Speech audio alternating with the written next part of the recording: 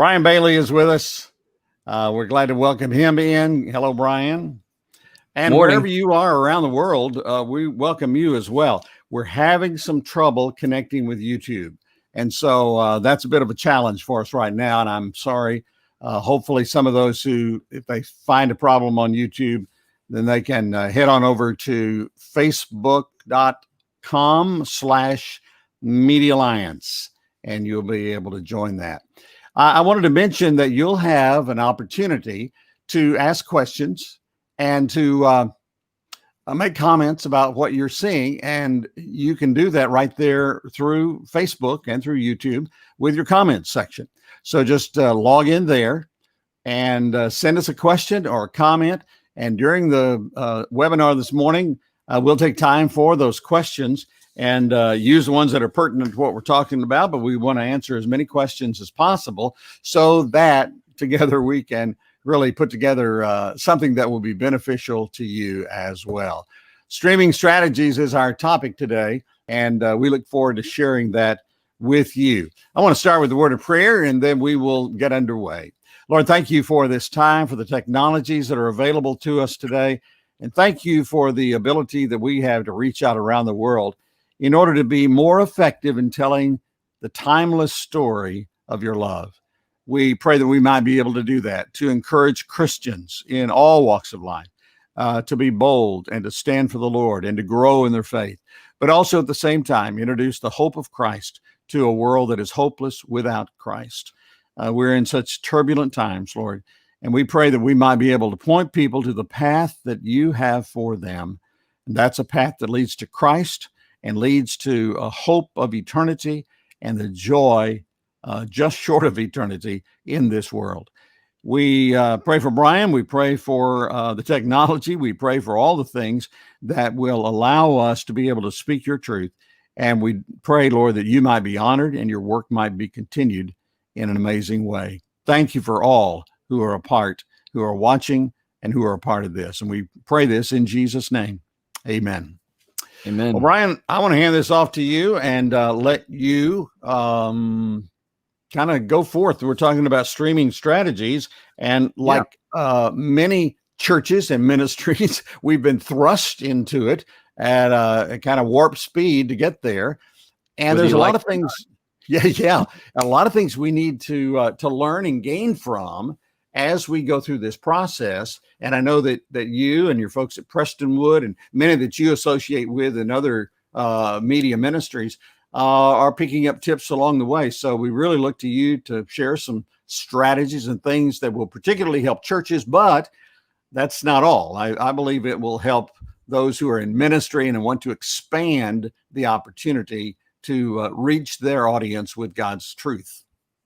Yeah, I mean, I'm certainly speaking from a church perspective, but this can be applied to anything. So as I talk about things and talk about worship services and church and that sort of deal, if that applies differently to you, then just make that adjustment. That's no big deal. But Ron, you're right. We've been thrust into this, whether we like it or not. And some of us were doing streaming before. Some of us were not, but we're all doing it now. And so today we just want to talk a little bit about some of the basics, but also a little bit of the intermediate. And then if you guys have questions, just ask them as we go there in the comments section. We'll stop as it makes sense to and address some of those questions. I'm not going to get super into the technical aspects of streaming, but if you have a question about that, go ahead and ask it, and we can certainly address that. And Ron, the first thing that we really kind of need to talk about is just the question of why should we stream in the first place. And this is something that I think we all understand a whole lot better today than we did before. But the reality is, for one, there's a whole lot more people potentially who could watch your service that are outside the walls of your church than you can fit inside the walls of your church. And that it doesn't matter how large of a church you have. I mean, we have a 6,000 seat auditorium, and we can still get a whole lot more people watching online than we can in that auditorium, no matter how many services we pack out. So it's especially true if you have a smaller building. These days, if you are doing online only, then you definitely have more people outside the walls than inside the walls. They're all outside the walls. Another aspect to keep in mind is there's a lot of folks who simply can't get to church. That might be people who are in assisted living situations, they're shut-ins, but it also applies to people who are living in places where there's not a church for them to go to. And that's not just true in other countries outside the US, that's true inside the United States as well. But there's always going to be folks who simply either don't have a church near them, or there's not a church that's potentially a Bible-believing church the way that you are. Hopefully everybody in this network would be a Bible-believing church. But we want to give those folks access to that. Another thing that we need to consider in the why of why we stream is outreach. More than ever, there are so many people who simply have no desire to step foot inside a church. Either they've been hurt by the church in the past, they're scared of the church for some reason, or they're just uncertain of what's going on. And so we want to give them the opportunity to feel what our church is like before ever coming to it. Not to mention today, people don't go anywhere without checking them out online first. I mean, we don't go to a restaurant for the first time without having talked to somebody who's been there, looked online, seen their menu online, looked at the reviews, that sort of thing. That's just kind of the culture that we live in now, no matter where you are. And so people are going to be looking to our live stream to figure out if it's the type of church that they want to come to. And then finally, sometimes there's a global pandemic that forces us all to do church online only, and we don't have a choice. That doesn't happen very often, but it happened pretty recently. So that's kind of a new reason why we should stream. Ron, another thing that I don't know, you might want to speak to this a little bit because you've dealt with this. I know at First Baptist Dallas, and I did too when I was there and we first started talking about an online campus.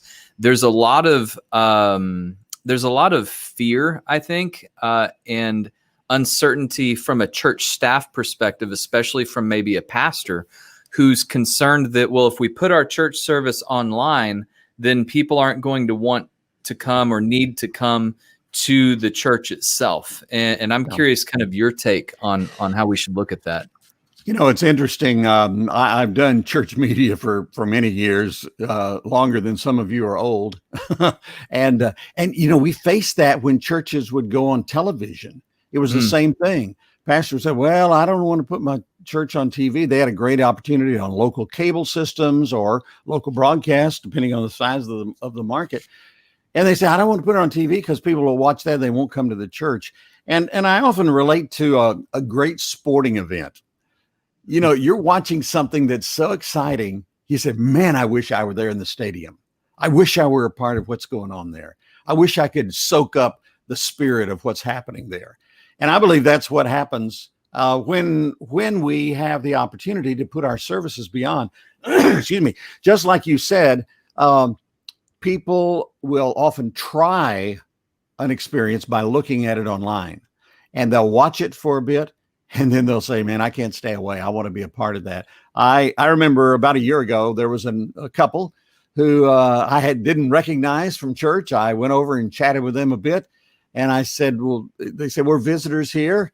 And I said, it's wonderful. How did you learn about us? Oh, we've been watching online for several months and we just couldn't stay away. They actually came from a different faith background, not evangelical. They came within a few months. They both wanted to be baptized.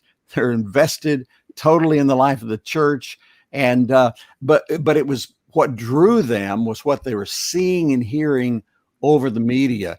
So if you work with a pastor or a ministry leader that says, I'm not so certain can you really transmit God's spirit through the media? How is God's Holy Spirit limited? Are you limiting God's spirit somehow, some way? God can use what if if you've listened to a radio broadcast, you say, man, that preacher was great. It was recorded years ago. I'm hearing it now. And boy, my heart is touched. I'm moved. Guess what? That's God's Holy Spirit working through something, media, a tool, a way of recording something, putting it out there so more can hear. And so as you've been blessed that way, others can be blessed through, quote, this new media tool, such as the streaming of services going along. And by the way, Brian, I want to say hi to our folks from South Africa, from Nigeria, Indonesia, Iceland. We've got folks joining us from all over. I know Jakarta is one of the places. My good friend Bob Bartz and some of his folks are joining us there.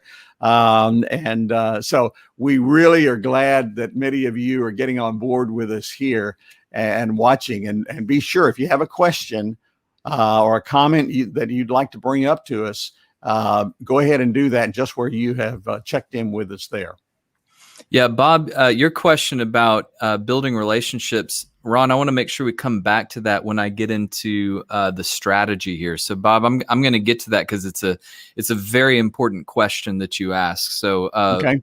Ron, make sure I remember to get to that. Yeah. And also to what you're saying, Ron, a lot of it's just about compelling content. I mean, here's the deal: if your sermons aren't great, if your music isn't good quality, then online or in person, people aren't going to be drawn to that very much. So like you mentioned, that couple who came, if you have compelling content, then they want to come and be a part of that. Dr. D. James Kennedy was one who would say, excellence in all things and all things to the glory of God. And that holds true in your production work, in the presentation of your message, in your music, in everything you do. If you shoot for that high bar of excellence, then God's going to use that because you're doing it for his glory and for his purpose. Seems like we always come back to that for some reason. That's interesting. Yeah, we do. It's a theme. Real briefly, let's touch on the ideas of what are the different things we can stream, because the most obvious thing that we've got are our worship services. So yes, absolutely, we should stream our worship services, especially live streaming. But there's other things that as you kind of are willing to get creative with it, there might be devotional thoughts, devotional teachings that you want to bring to your people.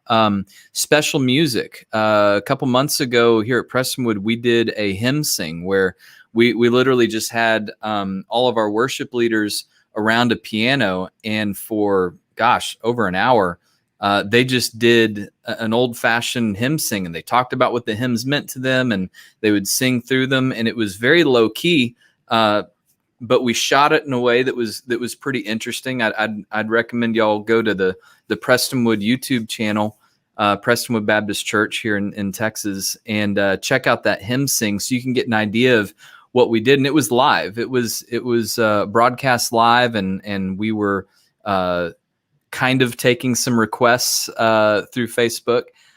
So go check that out. There's other things, ministry updates, especially right now.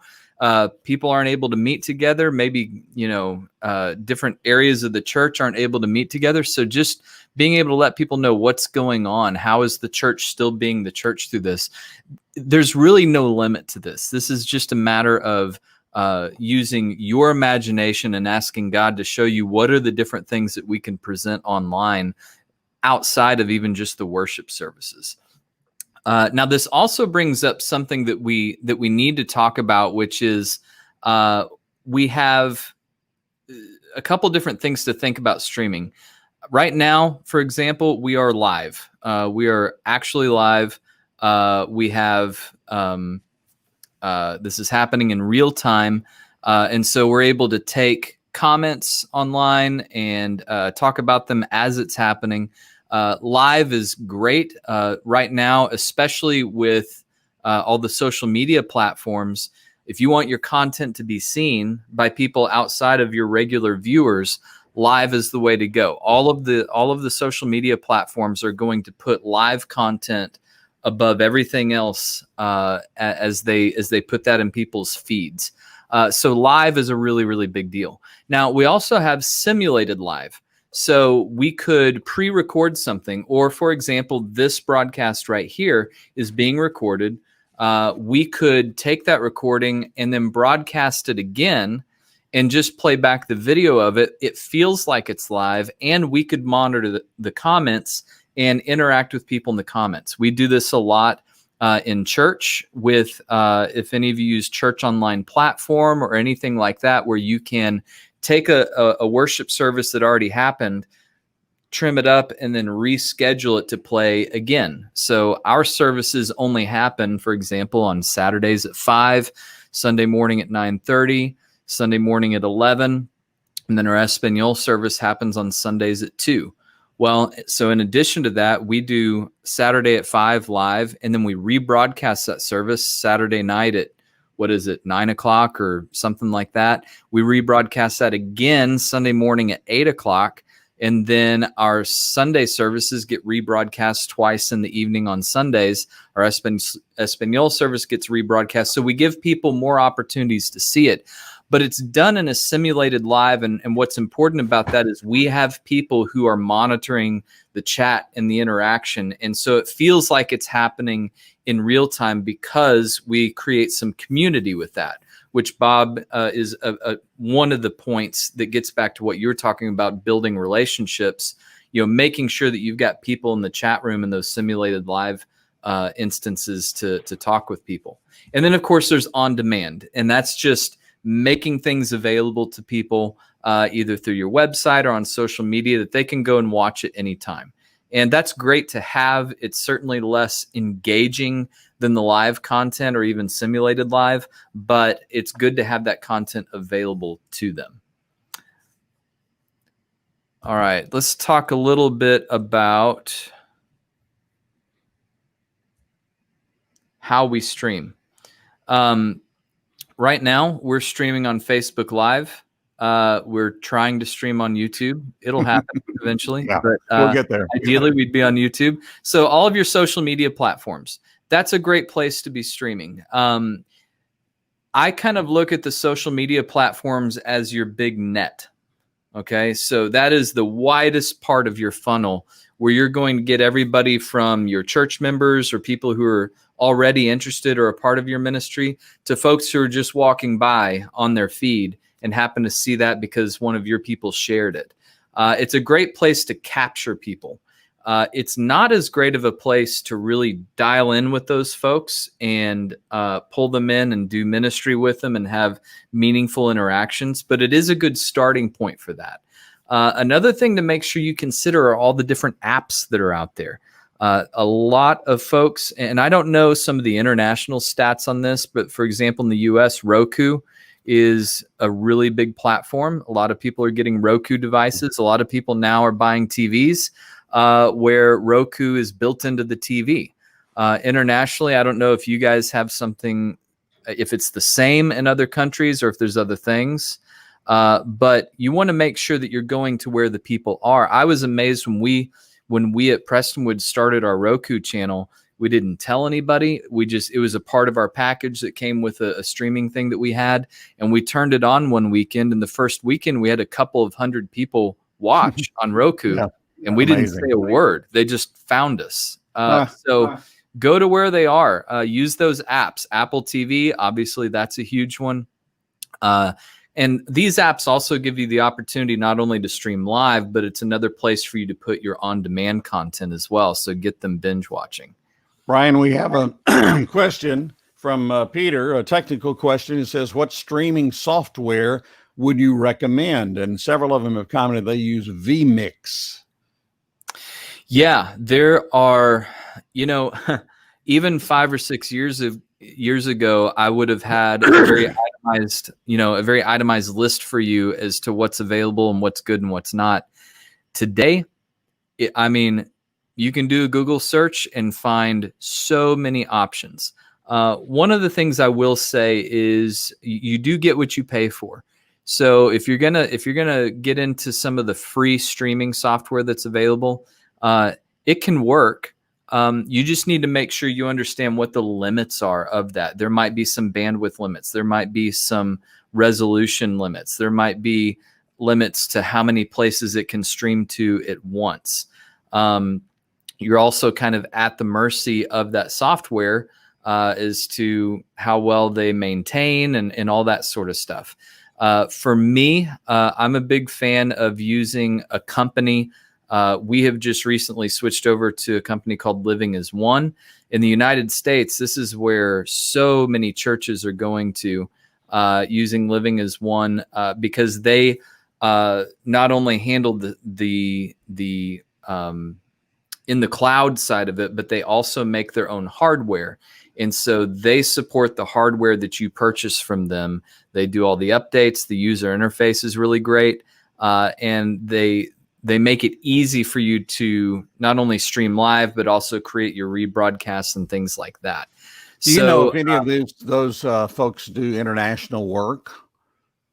Yeah, they do. The Living as One folks, you'd have to talk to them. I need to talk to them about this and see where they're doing that. But I know that Hillsong is using Living as One. So now with everything just being over network, it's great.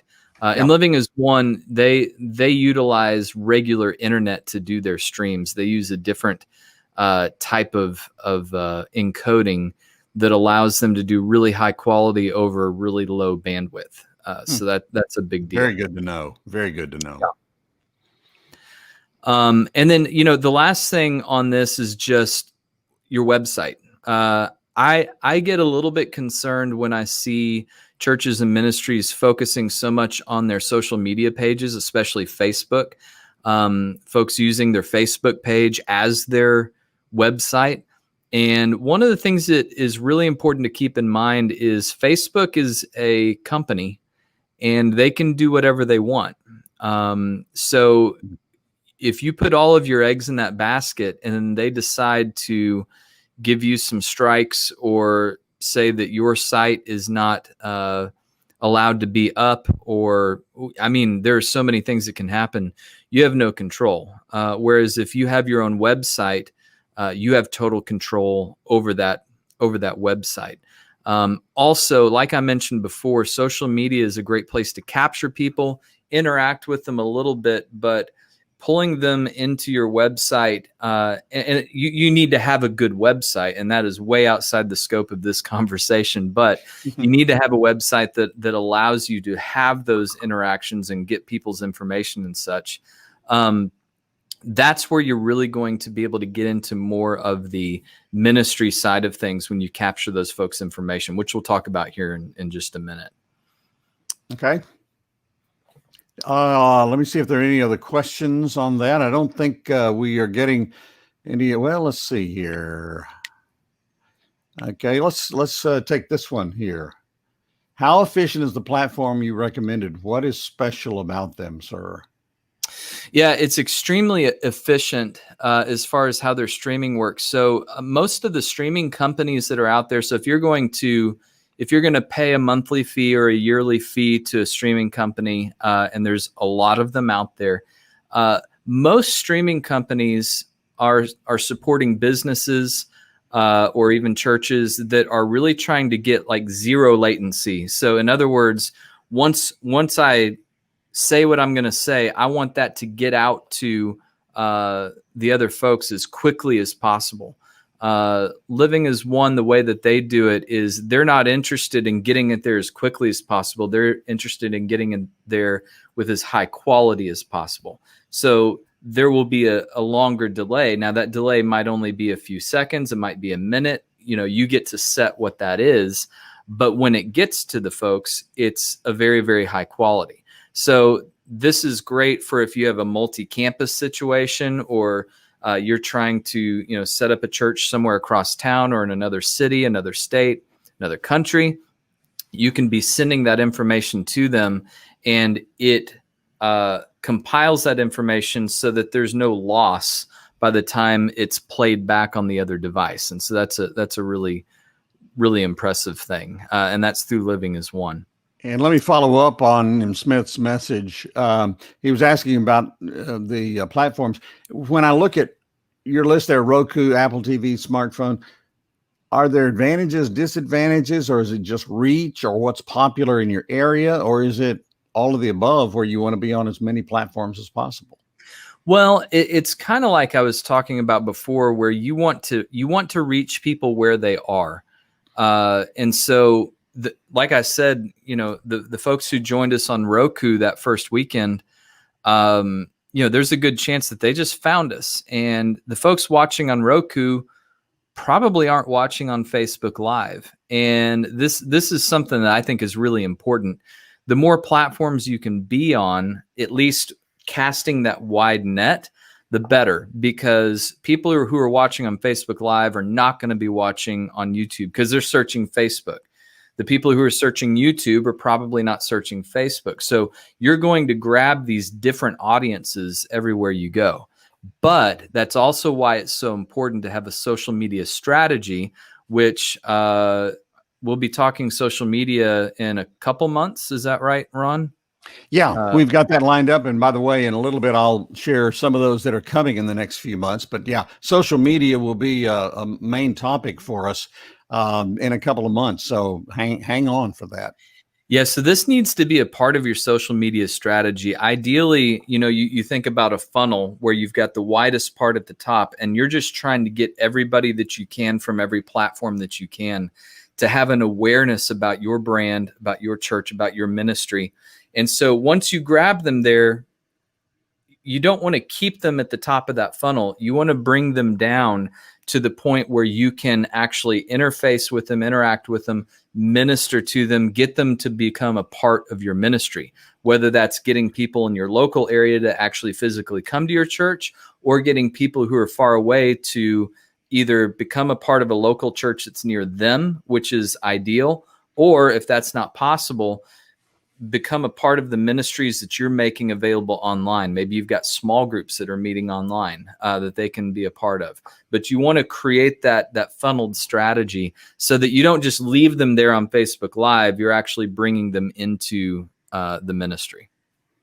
We have a question that came from Heather on quality. You were talking about quality that can be delivered, and she talks about Facebook throttling the resolution to no more than 720 and asking, is there a way around that? Yeah, Facebook's having a hard time keeping up with the new the new streaming load that is hitting them really hard, and so the 720p deal really annoys some folks. Here's the way that I look at that. If I'm watching on my TV at home, I'm probably going to notice the difference between 720 and 1080.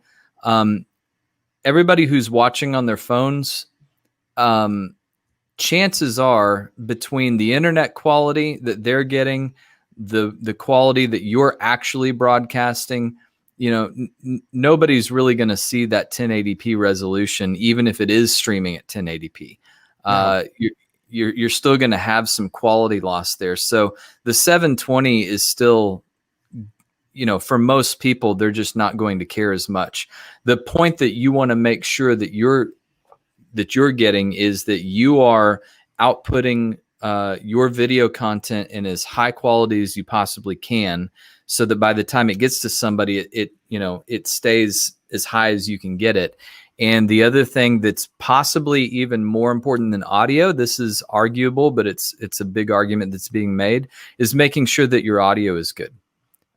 Your video can be hit or miss, but if your audio is no good, people aren't going to watch because they can't hear it. It is a visual thing, but at the end of the day, if they can't hear it, then none of it matters. One of our new friends, tech guru Kyle Gilbert, says, yes, it appears that Facebook is throttling back to balance their system. Mm-hmm. They just have so many people, and now the live streaming and all is taking on so much more. So that's going to be a problem. But I think, Brian, what you just said is so critical, that we go with the highest quality that we can. We send it down the line.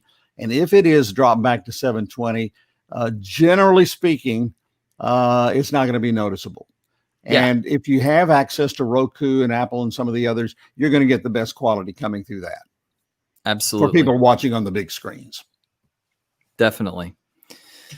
So we talked about live, simulated live, on demand. So let's go ahead and talk about some strategy. One of the things that we've kind of been touching on is the importance of identifying your audience. Who are they? What devices are they watching? Who are you trying to reach? But then also, after you've been streaming, who are you actually reaching? This is where, analytics are so important. We're going to talk a little bit more about that here in a minute.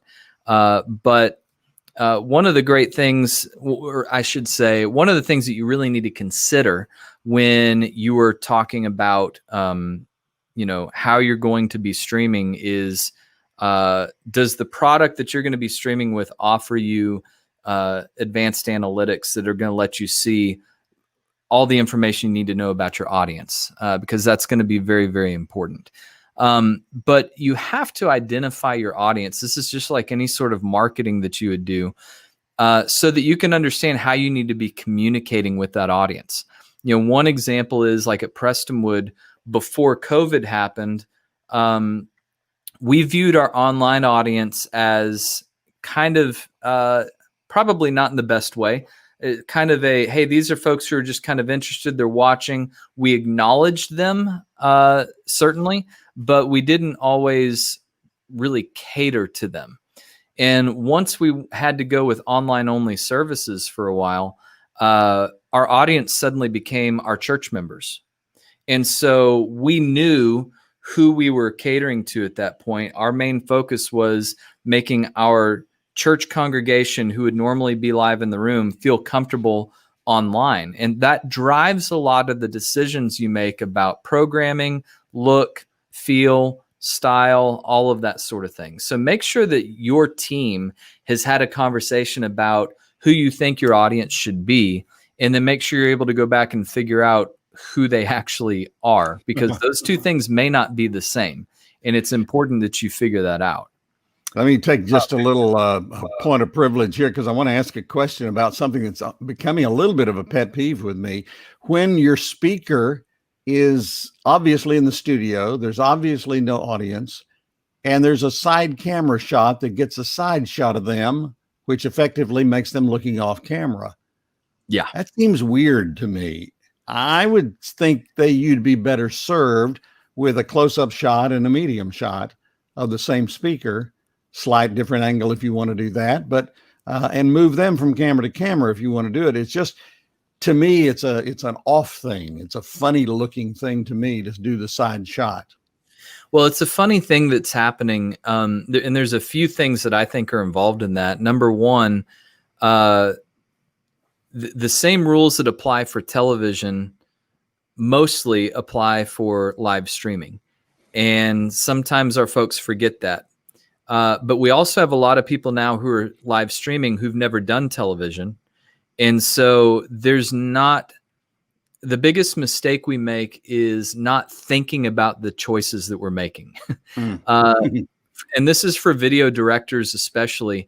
Every shot that you take needs to be a conscious decision, and there needs to be a reason behind what you're doing.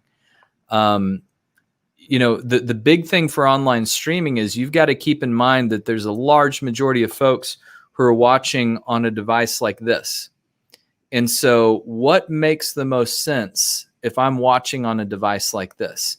Most of the time, it's going to be that close-up shot, because I need to see the pastor's face, because the pastor is communicating through his facial expressions, and hopefully he's communicating through the camera, which we're going to talk about here in a second.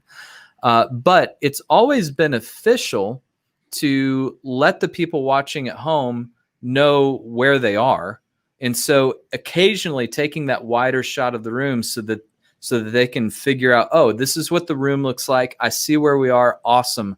But then get back to the point, which is how we're communicating to the audience through the facial expressions and through the mouth. Because we do have a lot of folks who are either hard of hearing, or they read lips a lot, maybe even unconsciously, to understand what's being said. So yeah, that's an interesting thing that's happening, Ron, and it drives me crazy too, because I think a lot of people who make films or who do lots of video production where there's like an interview. They're used to doing like B-roll shots where, just for interest, you cut away and Right. show the side of this person. That is a totally different animal and absolutely should not apply to live TV, live broadcasting, in my humble opinion. It may drive me to do my production 101 on one of these webinars where we really do go through the basics of why we take certain shots, why we use certain shots, and the sequencing of shots. So we'll throw that into the mix for these Institute seminars as well. Hey, real quick, there's a question there about video sync with audio sync. And this is an important question that M. Smith is asking. One of the difficult things that's happening right now is a lot of churches and ministries are going out and buying the cheapest gear they can find just to get online. And totally understand that. And these days you don't have to spend, a ton of money on really, really high quality broadcast gear just to get online. However, you're talking here specifically about DSLR cameras, and DSLR cameras are not intended to be a live broadcast camera. And this is a challenge for folks right now who are trying to figure out how to do these things, trying to do it on the cheap, perhaps. DSLR cameras are meant to capture something, and then you go back and edit it and do something with it. You're going to need special types of gear to be able to integrate a DSLR camera into a live production situation. And that's, again, we get back to the idea that you get what you pay for. So it's not impossible, but it does require some very specific pieces of gear to make that happen. We've done it some with wireless transmission, but right off the bat, you're going to end up spending as much on wireless transmission as you did on the cameras. And then you're into a thing. Most of those DSLRs are doing HDMI, and when you're in the HDMI world, you're going to have some serious latency problems for sure. Ron, I think you were going to say something. Yeah, I was just going to say most of those DSLRs, audio is not their forte. And so if you're trying to pull audio off of those, even with a shotgun mic or something on them, that's still not their forte. And so you're kind of playing to the weakness of that tool rather than the other. And then if you get some sync problems, that's a whole nother matter. Yeah. Bob, you're asking about what are the most important issues to consider with the set to avoid video distractions. Let's go ahead and get into the next part of this discussion, which is as we go forward into strategy, we're going to talk about including your audience. Then we're going to talk about an engaging environment. So we talked about this a little bit with including your audience. One of the first things that you've got to do when you include your audience is acknowledge that they exist. Okay. It is crazy sometimes for me to see people who stream, and we have this problem at Prestonwood a lot of times where when there's people in the room, we tend to forget that there's people that are watching online. There might be 50 people in the room or 1,000 people in the room, but there's actually like 3,000 people watching online. But for some reason, we always give the people in the room the preference. We really, really have to press the importance of eye contact directly into that camera, because that's where my audience is. Doing a session like this is hard because I've got a screen in front of me that's got my notes over here. It's got the presentation down here. It's got, our streaming window over here. And so I'm doing a lot of this, which means that I'm ignoring you guys visually every time I'm looking down at this stuff. I think we've kind of gotten used to this type of environment when we're doing Zoom calls or any sort of things like that. But when people are watching a worship service, they're looking for that engagement. And so the more that you can dial into that camera, the more that you're going to engage with that audience. Another way that we engage with the audience is through special graphics. people watching in the room need to see certain things. People watching at home need to see other things, because people in the room can see what's going on. They have access to more information. People watching at home don't have access to that same information. And one of the things that applies to that are maybe graphics that you're putting on the screen. We have a graphics machine that's dedicated just to graphics that go to the online audience. So in addition to the lyrics to the music, and in addition to the sermon notes that come up on another machine, we have a second machine that's putting up information about how you can connect with us. Here's all the different social media platforms that we're on. Here's a text message that you can send to get more information about this sermon series. Here's how you can give. And that stuff is rolling regularly, the same way it would be if you were watching a television program of a ministry that's broadcasting on TV.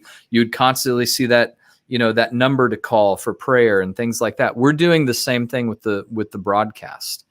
In addition to that, we've got to engage with them for the live events we talked about earlier. Having chat hosts is huge. Being able to communicate with the people who are making comments. I mean, if you guys were just making comments over here on the side and we never acknowledged you, then at some point you'd feel like, well, what's the point? I don't even know why I'm doing this. Why am I here?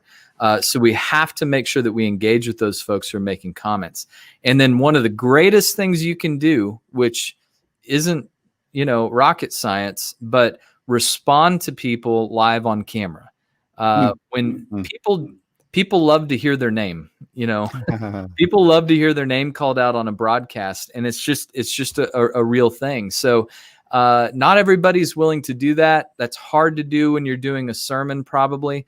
But man, if you can make the effort to really acknowledge people. One of the things that we started doing at Prestonwood is a live welcome for the online audience only. So at the very beginning of our service, if you watch it online, we have one of our worship leaders on stage with a microphone, and we've got a camera there for them. And they do a special greeting to the online audience that the people in the room can't hear.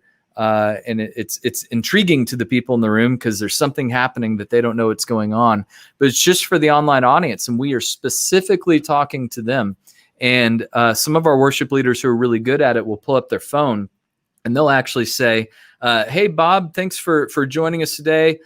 We've got somebody here from Nigeria. We've got somebody here from Arkansas. And, people just love that. And it's immediately engaging. And then you've got them. So finding all these different ways to engage with them live is super important. And I think even casually, the people on the platform acknowledging those folks who are online. Absolutely. That it's not just in the room there. If you're doing a live worship service, again, the pastor, the worship leader, others need to acknowledge those folks online and include them, be as inclusive so that they're not just observers, but they are participants in that worship experience. And, that's kind of an obvious thing, or it should be an obvious thing for preachers.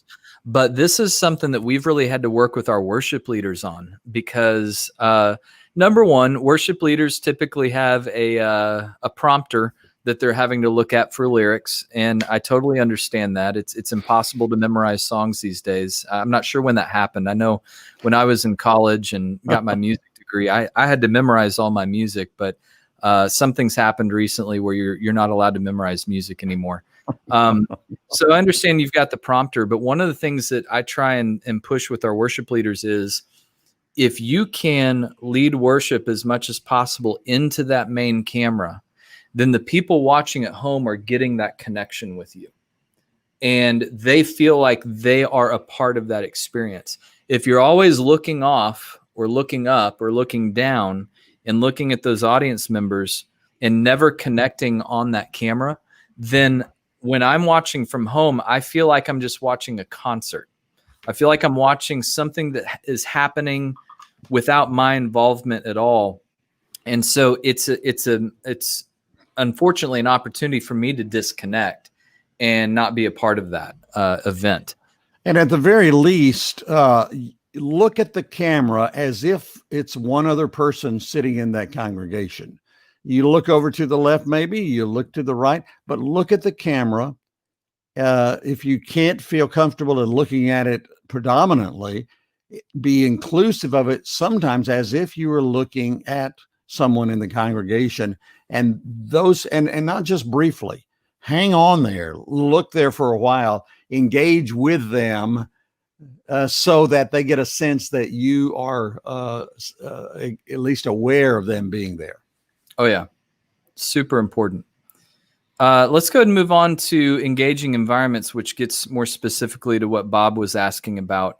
One of the first steps in this is just, if you are doing online only services right now, select an appropriate venue for that.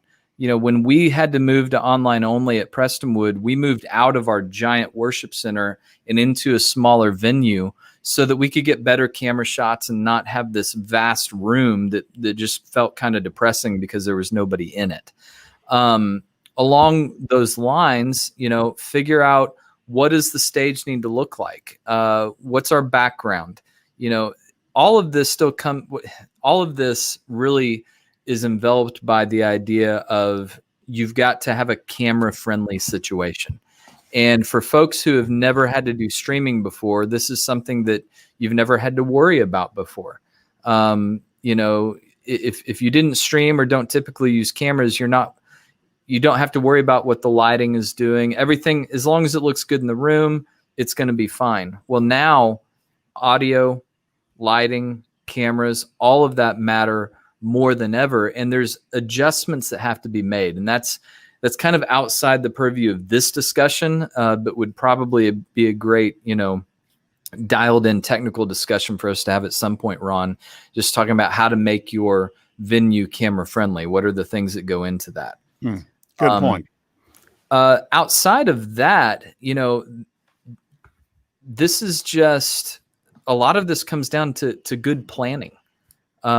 This is a sort of thing that should be happening normally. But again, when you're going online, when you're streaming, you're doing TV, everything gets magnified. So make sure that you have planning sessions with the entire team. Make sure your worship team and your technology team are on the same page and know what's going on. Make sure that you have good rehearsals. We use Planning Center Online.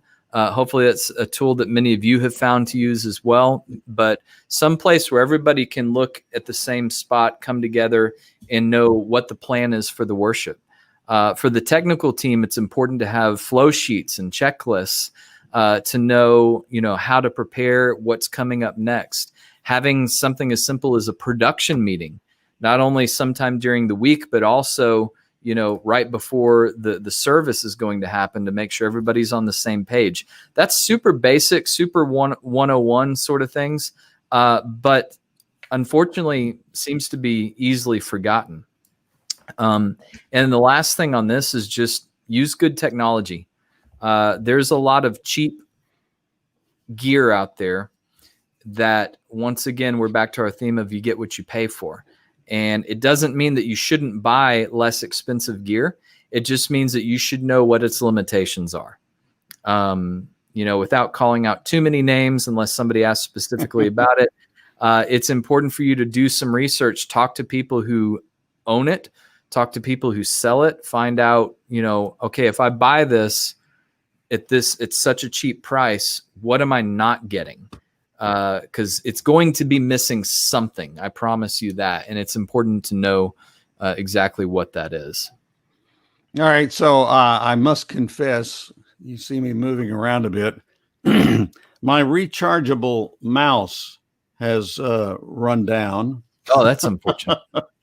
And so I'm trying to get it charged up. So I hope you like the configuration here, because until I can get this great. up and running, yeah, we'll get it going again.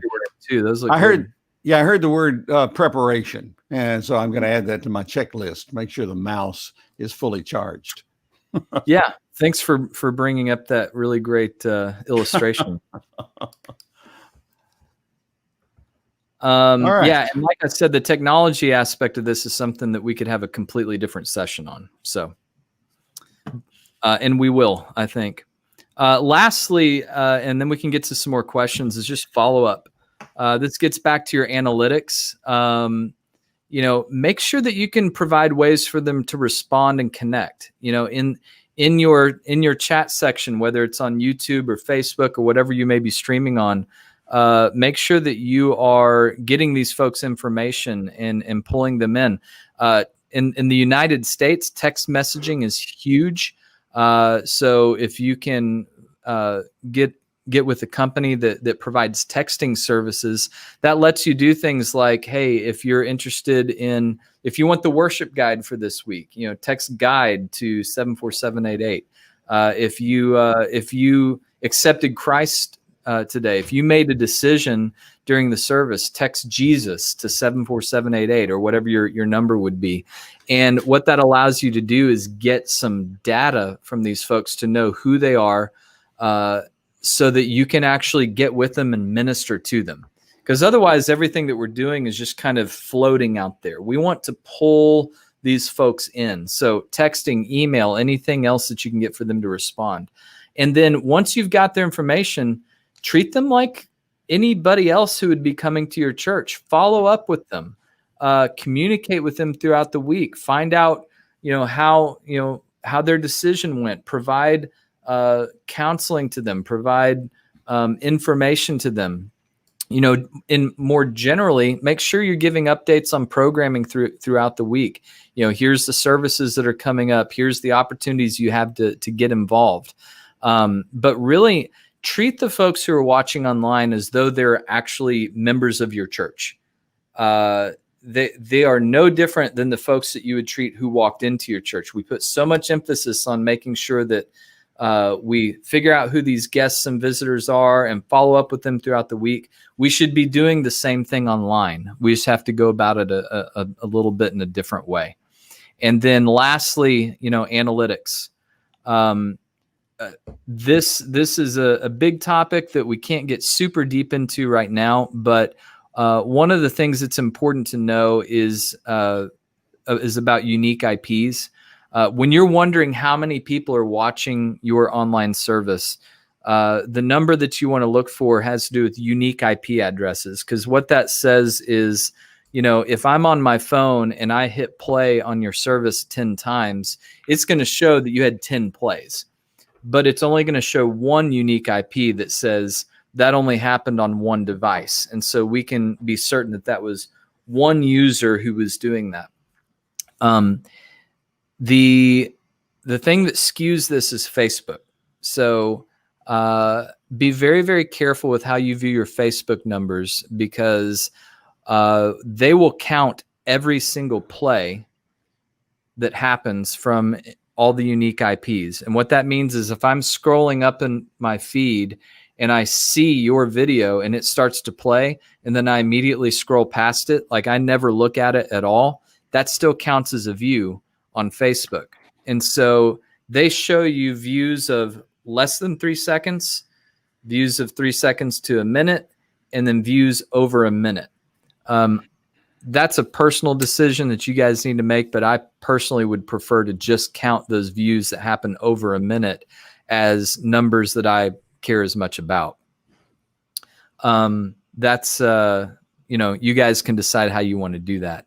But you need to be looking at things like how many people are actually watching, what's their total watch time, because if I've got 1,000 people watching, but the average watch time is only a minute and a half, but it's an hour-long service, then something's not right. We're missing the mark here, because 1,000 people saw it, but they only watched it for a minute or less or a little bit more.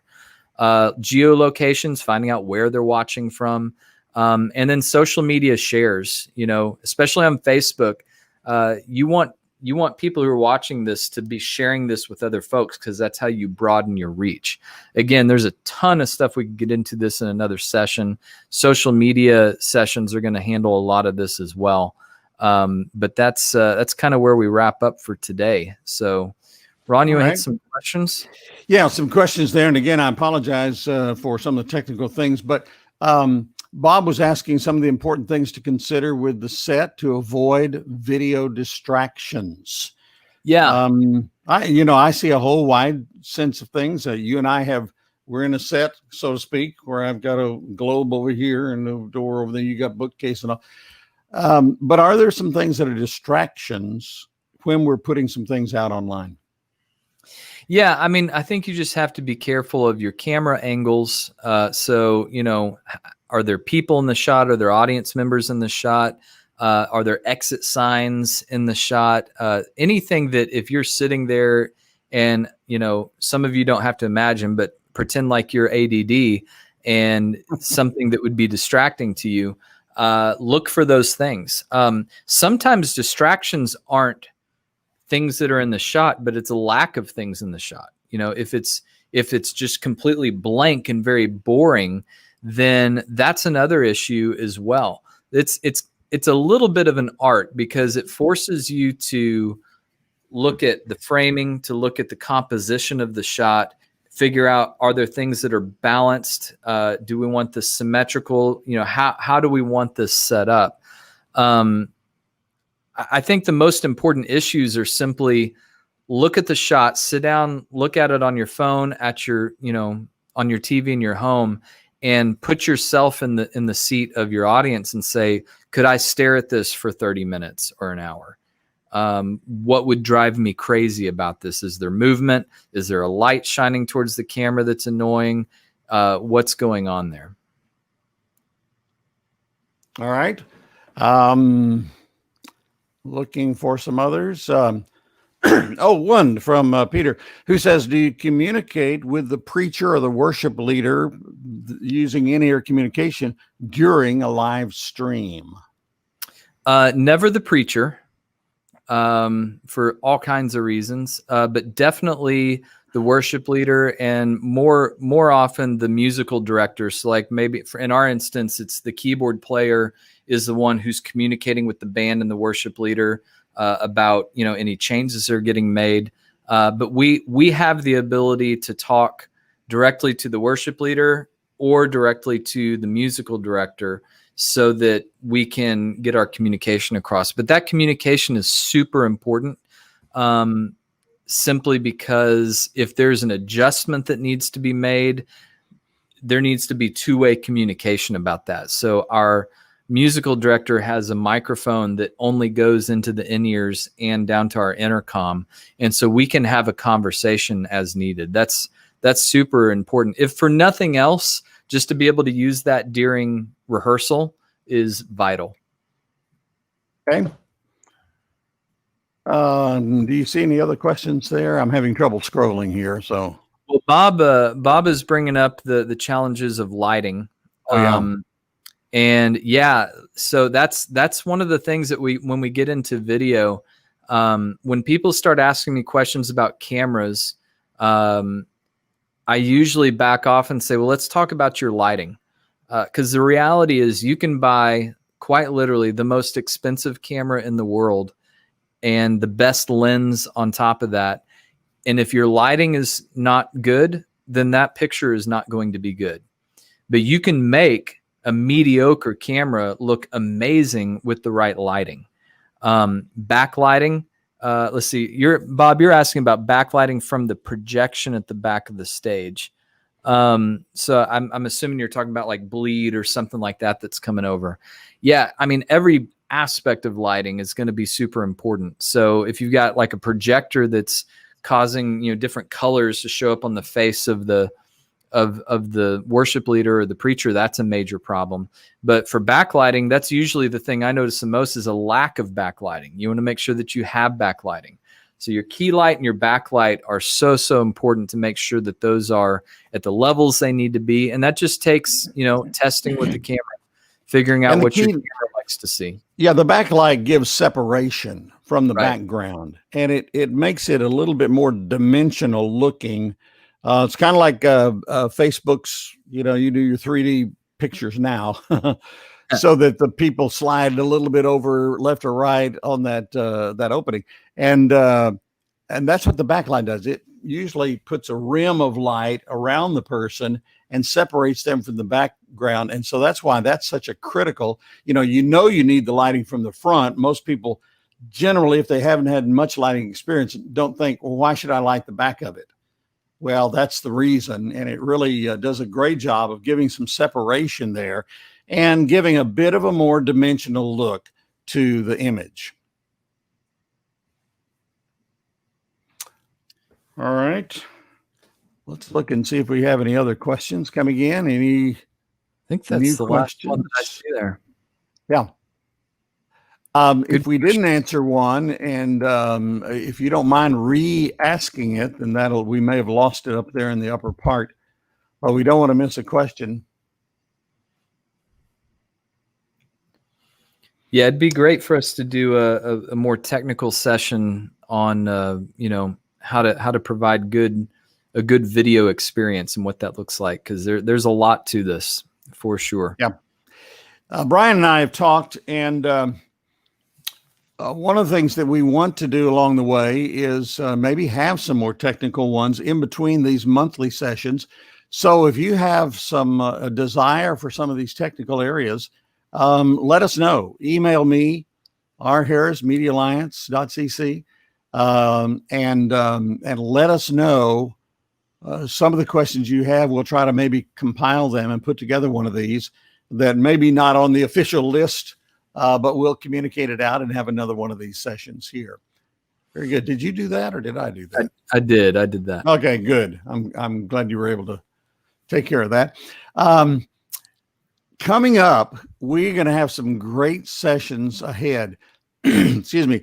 If you are into radio, we have one of the top international radio consultants who will be joining us in October, Valerie Geller. She's written the book called Beyond Powerful Radio. She works internationally as well as nationally. She's worked in some of the major broadcast stations, radio stations, talk show news in the United States. She serves as a consultant to many of these, and she's going to be with us in October. So that's going to be a highlight for those working in radio. She has got some things that, in a sense, are simple and yet are game changers for how we do radio, particularly those who are in talk or news or even relating to the audience. So those are some things that we'll have. Phil Cook has done a video for us, and Phil will be joining us a little bit later in the year, but it's talking about how to end well. We as media people, some of you aren't thinking about the end of it. We're not talking about the end of life here, but how do you maintain both your integrity and so that your ministry continues to have good, solid impact. So Phil's going to be joining us for that. John Carley, who's the president of probably one of the earliest digital consulting corporations that I know anything about, TriNet Solutions in Irvine, is going to be joining us as well to talk about social media. We have others who we're also talking with. So over the next several months, you're going to be seeing some of the top broadcasters, communicators, Christian media people through these institutes, and I trust it'll be a blessing for you. Feedback to us would be great. So I see my friend Stoico has clicked on. Thank you, Stoico in Bulgaria. Let us know the things that are important to you. We can shape these as you see they're live. We can shape these so that they will impact what you're doing in a way that the gospel can grow. And let me just kind of conclude with some thoughts. There was a time when books were radical ways to share the gospel. We had scrolls before that. We had personal storytellers. All of a sudden, the printing press came along. The Bible was printed, the Gutenberg press. All those things happened. That was a little bit radical for some folks. And then came radio. And the question that was asked earlier, can we actually have a worship experience over the media? People said that with radio and then television. And sometimes we had televangelists and others who kind of made a negative stand for us in Christian media, but we found out that it would work. Now we've got the whole digital world ahead of us. And a lot of people are saying, yeah, but I mean, that's just not like what we've known before. You know what? That's all right. The Apostle Paul foresaw that. He wrote to the Corinthians, and among other things he said to them was, he said, look, when I'm with the Greeks, I'm going to be like the Greeks. When I'm with this group, I'm going to be like that group. I'm not trying to be a chameleon.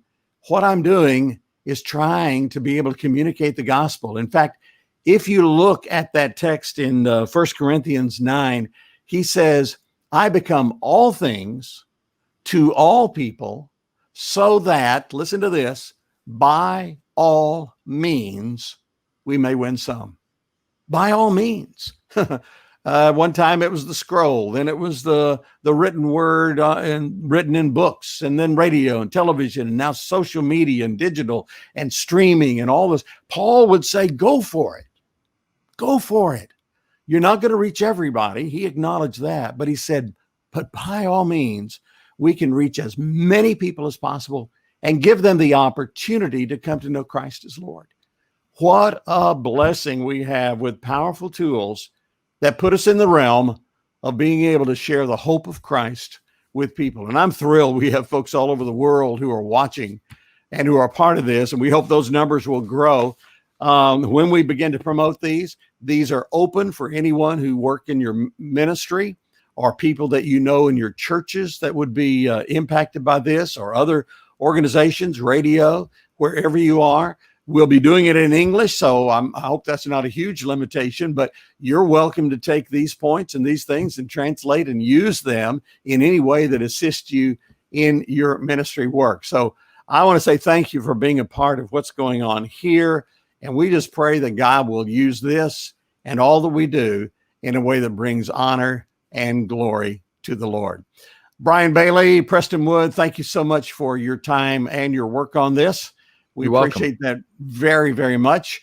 And yeah, it is a fun thing to do. And we're learning in the technical realm. We're learning how to do this a little bit better. And we'll get the YouTube going along the way. But thank you for being a part of this. And again, give us feedback. Let us know how we can best serve you through this. Thank you so much for joining us, and bye-bye.